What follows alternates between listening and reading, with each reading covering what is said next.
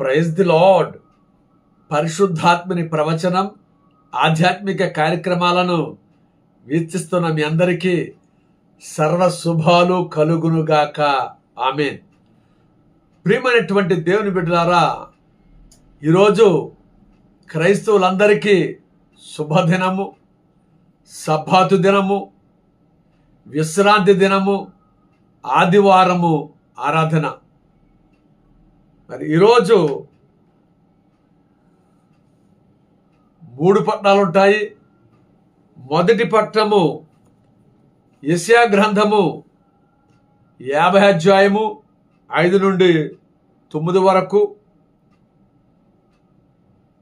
రెండవ పట్టణము అపోస్తలుడు యాకోబు గారు రాసిన లేఖ 2వ అధ్యాయము 14 నుంచి 18 వరకు. సువార్త పట్టణము మార్కు సువార్త 8వ అధ్యాయము 27 నుండి 35వ వచనం వరకు. ముందుగా సువార్త పట్టణం చదువుకుని తర్వాత సువార్త పట్టణం చదువున తర్వాత మీకు చర్చలను నేను క్లుప్తంగా తెలియజేస్తాను. మీరందరూ కూడా చూడండి, వినండి. పూర్తి వివరణతో నేను మీకు ఈ సత్యాలను తెలియచేయాలని ఆశపడుతున్నాను.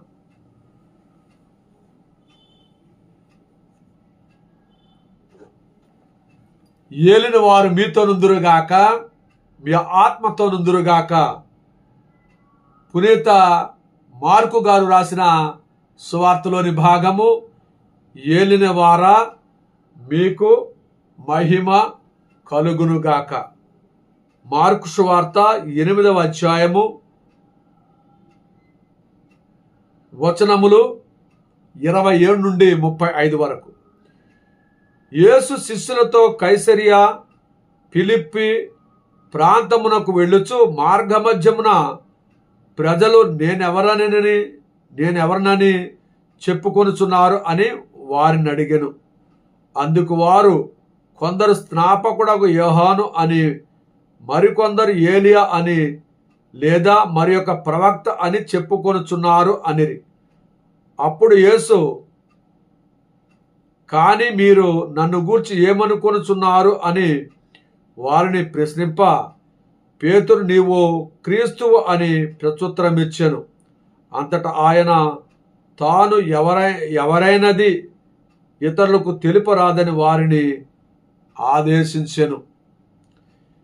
యేసు శిష్యులకు, మనుష్య కుమారుడు అనేక శ్రమలను అనుభవించి పెద్దలచే, ప్రధానార్చకులచే, ధర్మశాస్త్ర బోధకులచే నిరాకరింపబడి చంపబడి 3వ రోజున ఉత్థానమగుట అగత్యము అని ఉపదేశించి వారికి ఈ విషయమును తేట తెల్లము చేసెను. అంతటా పేతురు ఆయనను ప్రక్కకు తీసుకుని పోయి, ఇట్టు పలకరాదు అని వారింప సాగెను. యేసు శిష్యుల వైపు తిరిగి పేతురును చూచి, సైతాను, నీవు నా వెనుకకు పొమ్ము. నీ భావములు మనుషులకు సంబంధించినవే కానీ దేవునికి సంబంధించినవి కావు అనెను. అంతటా యేసు జనసమూహములను శిష్యులను చేరబిలిచి, నన్ను అనుసరింపకోరువాడు తనను తాను త్యజించుకొని తన శిలువను మోసుకొని నన్ను అనుసరింపవలెను. తన ప్రాణమును కాపాడుకొని చూసివాడు దానిని పోగొట్టుకొనును. నా నిమిత్తము, నా సువార్త నిమిత్తము తన ప్రాణమును దారపోయేవాడు దానిని దక్కించుకొనును. ఇది క్రీస్తు నాథుని యొక్క రక్షణ సువిశేషము.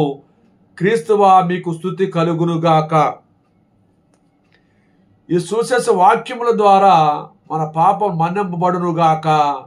ఆమేన్. ప్రియమైనటువంటి సహోదరి సహోదరులారా, దేవుని బిడ్డలారా, మొదటి పట్టణము యెషయా గ్రంథములో 50 అధ్యాయము 5 నుంచి 9వ వచనం వరకు ధ్యానించుకుందాము.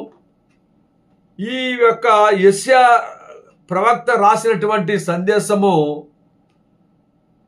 పరిశుద్ధ గ్రంథములో యెషయా ప్రవక్త ప్రవచించే ప్రవచనాలు యేసు ప్రభు పుట్టుక గురించి, లోకరక్షకుడు వస్తాడని, అలాగే లోకరక్షకునికి జరిగే సంఘటనలు, శిలువ మరణము, శ్రమలు, మరణ పునరుద్ధానాలు గూర్చి యెషయా ప్రవక్త ద్వారా కొన్ని విషయాలను తెలియజేస్తున్నాడు. క్రీస్తు పూర్వం 700 సంవత్సరాల క్రితము ప్రవచించిన ప్రవచనము యేసు క్రీస్తులో జరుగుతాయని ఈ వాక్యము తెలియజేస్తుంది. యెషయా గ్రంథం 50 అధ్యాయము 5వ వచనం చూద్దాం. ప్రభువైన దేవుడు నాకు జ్ఞానము దయచేసెను, నేను అతనికి అడ్డు చెప్పలేదు, అతని మాట పెడచెవిని పెట్టలేదు. నన్ను మోది వారికి నేను నా వీపును అప్పగించి తిని, వారు నా గడ్డపు వెంట్రుకలు లాగివేసుండగా నేను ఊరకుంటిని. నా మొగం మీద ఉమ్మివేసి నన్ను అవమానించుచుండగా నేనేమీ చేయనైతిని. ప్రభు అయిన దేవుడు నన్ను ఆదుకొనుగాక. వారు కలిగించు అవమానములు నన్ను బాధింపజాలవు. నేను నా ముఖమును చెగుముకు రాయవలే గట్టి చేసుకుంటుని, నేను నగుబాట్లు తెచ్చుకోనని నాకు తెలియను. ప్రియమైనటువంటి దేవుని బిడ్డలారా, ప్రభువైన దేవుడు నాకు జ్ఞానమును దయచేశాడు. నేను అతని మాటకి అడ్డుపడలేదు, అతని మాట పెడచెవిని పెట్టలేదు. నన్ను మోది వారికి నా ఈపును చూపించాను. నన్ను అవమానించారు, నా గడ్డ వెంట్రుకలు లాగారు, నా ముఖం మీద ఉమ్మివేశారు. నేను ఎవరికి బదులు చెప్పలేదు. నన్ను చాలా బాధించారు. నా ముఖమును చెకుముకు రాయవలే గట్టిగా చేసుకున్నాను. అంటే ఈ మాటలు యేసు ప్రభు పలికిన మాటలుగా పరిశుద్ధ గ్రంథం రాయబడ్డాయి. అంటే ఈ ప్రవచనం యేసుక్రీస్తు శ్రమల గురించి, అంటే యేసు ప్రభు శ్రమలు పొందబోయే శ్రమల గురించి ఈ పరిశుద్ధ గ్రంథం రాయబడినాయి. అంటే ఈ మాటలు, చెప్పబడిన మాటలు ఈరోజు సువార్త పట్ల చూసినట్లయితే ఇక్కడ యేసు ప్రభు శిష్యులు, యేసు ప్రభు కైసరియా ఫిలిప్పు ప్రాంతానికి వచ్చినప్పుడు యేసు ప్రభు ఆ శిష్యులు పిలిచి, ఈ ప్రజలు నా గురించి ఏమనుకుంటున్నారు అని అడిగినప్పుడు ఆ శిష్యులు ఏం సమాధానం ఇచ్చారంటే, మీరు బాప్తిస్మిచ్చి యోహానని, ఏలియా అని, ప్రవక్త అని చెప్పుకుంటున్నారు అని జవాబిచ్చారు యేసు ప్రభు. అప్పుడు యేసు ప్రభు, నా గురించి మీరేమనుకుంటున్నారు అని శిష్యుని అడిగినప్పుడు పేతురు గారు అన్న మాట ఏంటంటే, మీరు సజీవుడైన దేవుని కుమారుడు అని జవాబిస్తున్నాడు. ఈ మాటలు తెలియజేసింది రక్త మాంసములు కావు, తండ్రిని దేవుడే మీకు బయలుపరిచాడని చెప్పి ఈ మాటలు ఆ శిష్యులకు తెలియజేస్తున్నాడండి. గమనించండి ప్రియమైన దేవుని బిడ్డలారా, ఈరోజు నీ గురించి ఏమనుకుంటున్నారు ప్రజలు? నువ్వు ఎలాగున్నావు? ఏ స్థితిలో ఉన్నావు? నువ్వు మంచివాడివా, మంచిదానివా, చెడ్డవాడివా, చెడ్డదానివా? నీకు జాలి కనికరం ఉందా, ప్రేమ ఉందా? నీ గురించి మంచి చెప్పుకుంటున్నారా, చెడు చెప్పుకుంటున్నారా? ఇక్కడ యేసు ప్రభు గురించి మంచి చెప్పుతున్నారు తప్ప చెడుగా చెప్పలేదు ఎవరు. ఆ ప్రజలు కూడా మంచిగా చెప్పారు, శిష్యులు కూడా మంచిగా చెప్పారు. అయితే నీ గురించి, నా గురించి ఏమనుకుంటున్నారు ప్రజలు? నువ్వు ఎలాంటి పరిస్థితిలో ఉన్నావు? ఇప్పుడున్న సమాజంలో నువ్వు న్యాయంగా బ్రతుకుతున్నావా? న్యాయబద్ధమైన జీవితం జీవిస్తున్నావా? స్వార్థమైనటువంటి జీవితం జీవిస్తున్నావా? యేసు ప్రభు గురించి శిష్యులు ఏ విధంగా మంచి చెప్పారో, ప్రజలు ఏ విధంగా అయితే మంచి చెప్పారో ఆ విధంగా మంచి చెప్పాలి నీ గురించి. ఎవరిని అడిగినా పలానా వ్యక్తి మంచి ఆవిడి, పలానా వ్యక్తి మంచోడు, పలానా కుటుంబం మంచిది, పలానా కుటుంబం చెడ్డదని చెప్పకూడదు. నువ్వు క్రైస్తవుడు కాబట్టి, నువ్వు దేవుని బిడ్డవు కాబట్టి నీ గురించి మంచిగా చెప్పాలి. అయితే కింద వాక్యంలో చూసినట్లయితే యేసు శిష్యులకు మనుష్య కుమారుడు అనేక శ్రమలు అనుభవించి ధర్మశాస్త్ర బోధకులచే నిరాకరింపబడి చంపబడి 3వ రోజున ఉత్థానమగుట అగత్యమని ఉపదేశిస్తున్నాడు. మనుష్య కుమారుడు శ్రమలు అనుభవించి, పాపుల చేతికి అప్పగింపబడి శ్రమలు అనుభవించి 3వ రోజున పునరుద్ధానం అవుతాడని చెప్పినప్పుడు ఇక్కడ పేతురు గారు పక్క తీసుకెళ్ళి ఇది ఇలా జరగకూడదు అంటున్నాడు. అప్పుడు యేసు ప్రభు ఏమన్నాడంటే, ఇది మనుషుల స్వభావం కానీ, మానవ స్వభావం కానీ దేవుని స్వభావం కాదు. కాబట్టి నన్ను అనుసరింపకోరువాడు తన పరీక్షించుకుని తన సిలువనెత్తుకుని అనుసరించాలి. తన ప్రాణమును దక్కించుకొని చూసేవాడు తన ప్రాణం పోగొట్టుకుంటాడు. తన ప్రాణాన్ని పోగొట్టుకోవాలని చూసినవాడు తన ప్రాణాన్ని కాపాడుకుంటాడు అని యేసు ప్రభు తెలియజేస్తున్నాడు. అంటే ప్రియమైన దేవుని బిడ్డలారా, ఇక్కడ యెషయా ప్రవక్త గ్రంథం రాయబడిన మాటలు ఏంటంటే, ప్రభు అనే దేవుడు నాకు జ్ఞానాన్ని ఇచ్చాడు. ఆయన మాట నేను పెడచెవిని పెట్టలేదు. ఆయన మాట జవదాట్లేదు. నన్ను మోదివారికి నన్ను ఈపు చూపించాను. నన్ను ముఖం మీద ఉమ్మేశారు, గడ్డం పట్టి లాగారు, కొట్టారు, అవమానించారు అన్న మాటలు ఎక్కడ ఈరోజు స్వార్థ పట్టణంలో నెరవేరుతున్నాయి. మనుష్య కుమారుడు పాపుల చేతికి అప్పగింపబడినప్పుడు, శ్రమలు అనుభవించినప్పుడు ఆయన యేసు ప్రభువును కొట్టారు, కొరడాలతో కొట్టారు,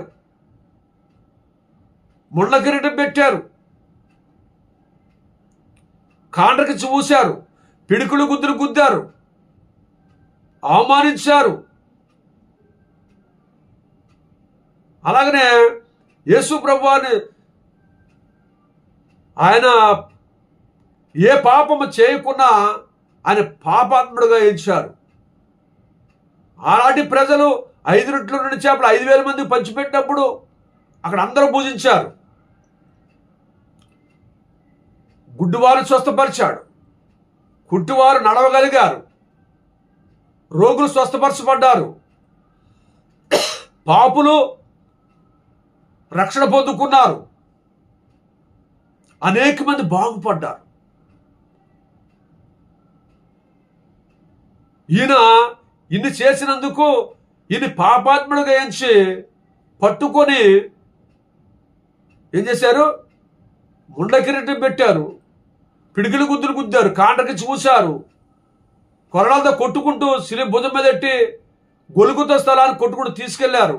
3 సార్లు పడిపోయాడు యేసుప్రభు శిలువ మోస్తున్నప్పుడు. గొలుగుత స్థలాన్ని తీసుకెళ్ళి సిలువేశారు. ఉదయం 9 గంటల సిలువేశారు. మధ్యాహ్నం 12 గంటల కానీ 3 గంటల చీకటి అయిపోయింది. ఆ సిలువ మీద యేసు ప్రభు వారు ఏలి ఏలి లామా సబక్తాన్ అని చెప్పి బిగ్గర కేకపెట్టి ప్రాణం విడిచాడు. అప్పుడు భూకంపాలు వచ్చినాయి, ఆ కొండల పగులుపోని. అక్కడ ఒక గుడ్డివాడు సైనికుడు బల్లెంపోటు పొడిచినప్పుడు రక్తము నీరు కూడా స్రవించి అతను కను మీద పడినప్పుడు ఆ గుడ్డివాడు చూడగలిగాడు. అతడు సాక్ష్యం ఇస్తున్నాడు, ఈయన నిజంగా దేవుని కుమారుడే అని చెప్పి. వీళ్ళు ఏ పాపంలో సాక్ష్యం ఇస్తున్నాడు, శతాధిపతి సాక్ష్యం ఇస్తున్నాడు అక్కడ. మరి ఇవన్నీ కూడా యెషయా ప్రవక్త పలికిన ప్రవచనము ఇక్కడ నెరవేరింది, యేసు ప్రభువులో నెరవేరింది. ఈయన నిజమైన దేవుడు, ఈయన మొదటివాడు, కడపటివాడు, అల్పయు ఓమేగయు, నిజమైన దేవుడు, నిన్ను నన్ను రక్షించేవాడు, నిన్ను నన్ను పరలోకాన్ని చేర్చే ఏకైక దేవుడు యేసు ప్రభువారు.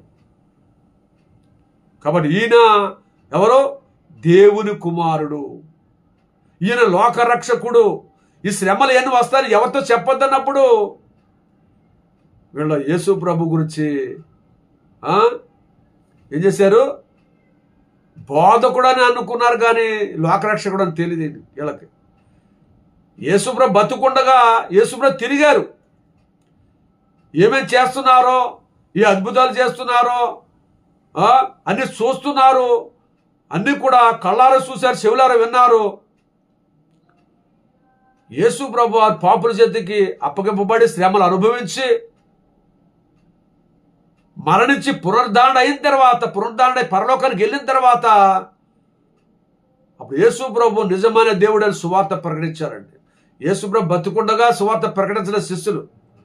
కాబట్టి యేసు పరలోకానికి వెళ్ళిన తర్వాత సాక్ష్యం ఇస్తున్నారు, ఈయన నిజమైన దేవుని కుమారుడు, ఈయనే లోకరక్షకుడు, ఈయనే దేవుడు అని చెప్పి సాక్ష్యం ఇస్తున్నాడు. ప్రియమైన సహోదరి సహోదరుడా, నువ్వు సాక్ష్యం ఇస్తావా? యేసుప్రభు నిజమైన దేవుడిని సాక్ష్యం ఇస్తావా? యేసుప్రభు చెప్పిన మాటలకు పెడచెవిని పెట్టుకుని ఉంటావా? యేసుప్రభు మాటలు వింటావా? అయితే నువ్వు పరలోక రాజ్యం వెళతావు. యేసయ్య మాటలు వింటే పరలోక రాజ్యంలోనికి వెళతావు.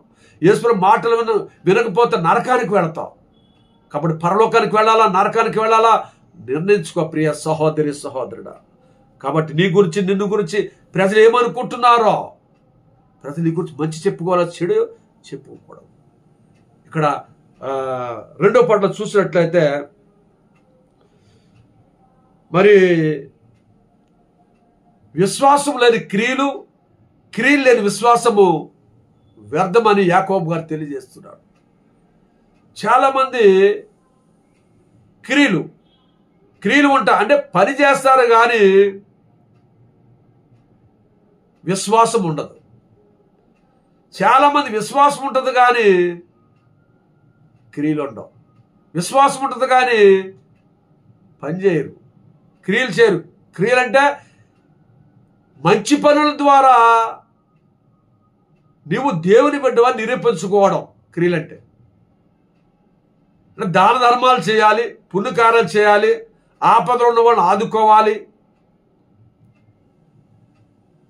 పేదలకు చేయూతనివ్వాలి, పేదవాన్ని ఆదరించాలి, కనుకరించాలి, జాలి కలిగి ఉండాలి, మృదుత్వ మాటలు మాట్లాడాలి, నశించిపోతున్నటువంటి వారిని, అగ్నిలో పడి నశించిపోతున్న వారిని చేయి పట్టుకు లాగాలి, పాపంలో పడిపోతున్న వారికి సలహాలు ఇచ్చి పాపం నుండి బయటికి లాగాలి.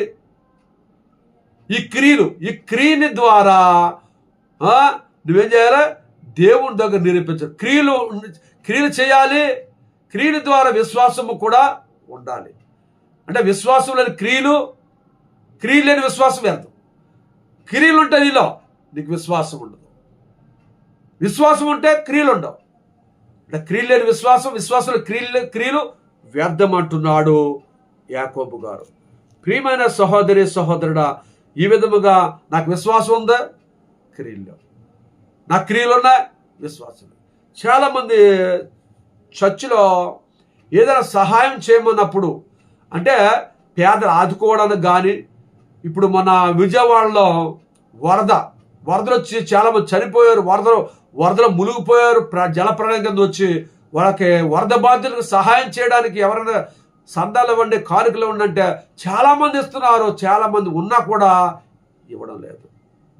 నువ్వే క్రియలు ఉన్నాయి నీలో క్రియలు లేవు. విశ్వాసం ఉందా? యేసుప్రభు నిజమైన దేవుడు నమ్ముతావు అంటే నీకు విశ్వాసం ఉంది, కానీ క్రియల ద్వారా నిరూపించవు. నీ క్రియల ద్వారా నిరూపించాలి, విశ్వాసం ఉండాలి. కాబట్టి విశ్వాసం లేకుండా దేవునికి ఇష్టడగుట అసాధ్యము. కాబట్టి నీకు విశ్వాసముతో నువ్వు దేవుల్లో దీవింపబడతావు. విశ్వాసం ఉంటేనే నువ్వు యేసుప్రభు నిజమైన దేవుడు అని చెప్పగలుగుతావు. విశ్వాసం లేకపోతే యేసుప్రభు దేవుడు అని చెప్పలేవు. అవిశ్వాసంతో ఉన్నట్లయితే, అరగుర విశ్వాసంతో ఉన్నట్లయితే యేసుప్రభు దేవుడా అని అడిగితే అనుమానిస్తావు. అరగొర విశ్వాసం ఉండకూడదు, ఫుల్ విశ్వాసం ఉండాలి. పూర్తి నమ్మకం ఉండాలి, పూర్తి విశ్వాసం ఉండాలి. యేసు ప్రభు దేవుడు నిజమైన దేవుడు. ఆది యందు వాక్యం ఉండెను, వాక్యము దేవుని వద్ద ఉండెను, వాక్యము దేవుడై ఉండెను. ఆది యందు యేసు ఉండెను, యేసు దేవుని వద్ద ఉండెను, యేసు దేవుడై ఉండెను. యేసు ప్రభు వారే వాక్యమైన దేవుడు. ఆయన ఈ భూలోకంలోనికి వచ్చాడు, మరి తల్లి గర్భం నుంచి వచ్చి 33 సంవత్సరాలు జీవించాడు. ఆయన అనేకులు బాగు చేశాడు. గుడ్డివారు చూడగలిగారు, చెవిటి వారు వినగలిగారు, మగవారు మాట్లాడగలిగారు, కుంటివారు నడవసాగారు, చనిపోని వారు లేచారు.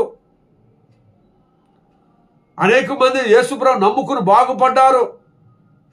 అన్నా విశ్వాసం నీకు ఉండాలి, విశ్వాసముతో పాటు క్రియలు ఉండాలి. మరి ఈ విధంగా ఈ 3 పట్టణాలు కూడా ఏం చెబుతున్నాయో దాన్ని గ్రహించి దేవునికి ఇష్టమైన బిడ్డగా ఉండడానికి ప్రయత్నించండి. ఈ వర్తమానం చూస్తున్న ప్రతి ఒక్కరూ లైక్ చేయండి, షేర్ చేయండి, సబ్స్క్రైబ్ చేయండి, మంచి మంచి కామెంట్లు పెట్టండి. ఇట్లాంటి వర్తమానం కోసము సపోర్ట్ చేయండి. దేవుడు మిమ్మల్ని, మీ కుటుంబాలని బహుగా దీవించి ఆస్వాదించును గాక. ఆమేన్.